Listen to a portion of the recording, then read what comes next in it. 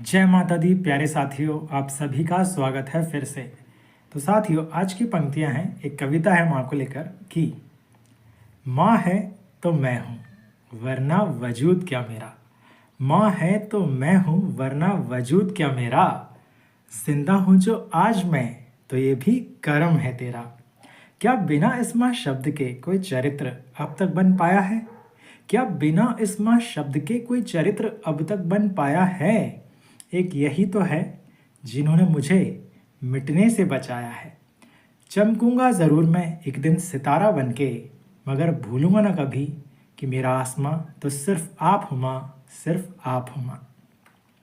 तो साथियों, ये कविता की पंक्तियाँ में सिखाती है कि माँ हमारी शक्ति है।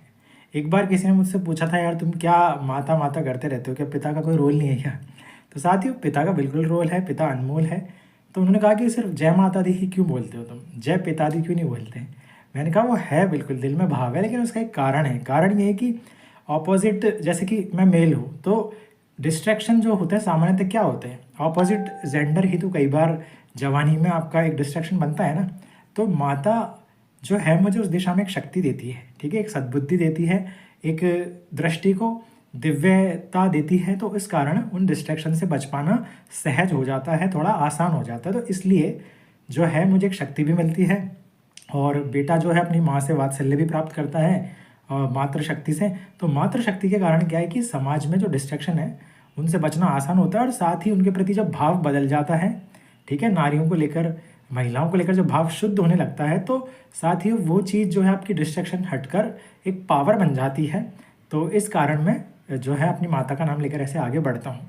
तो साथियों, पिता का जो रोल है वो अद्भुत है, अतुलनीय है, कोई तुलना नहीं है, वह सम्मानीय है। तो साथियों, अपनी जब माता को हम याद रखते हैं, हम याद रखते हैं कि वे भी जिस तरह की रचना है उनकी, वैसा ही संसार में सभी नारियां हैं। तो साथियों, और जैसे हम उनकी चिंता करते हैं, वैसे ही जब हम दूसरी महिलाओं के बारे में सोचते हैं ना साथियों, तो हमारा व्यवहार में उतरता है, हमारा चरित्र में वो दिखाई देता है साथियों, ठीक है। फिर हम समाज में जो समस्याएं हो रही है महिलाओं को लेकर, उनके प्रति और ज़्यादा चिंतन करने लगते हैं कि ये कैसे रुकेगी। तो जैसे जैसे आपका आचरण शुद्ध होगा, आप अपने आप को बेटर बनाएंगे, गालियाँ बकना कम कर देंगे, ठीक है, जो महिलाओं को टारगेट करती है, और अच्छा बोलने का प्रयास करेंगे, अपने जीवन साथी के प्रति सदा कमिटेड और समर्पित रहेंगे।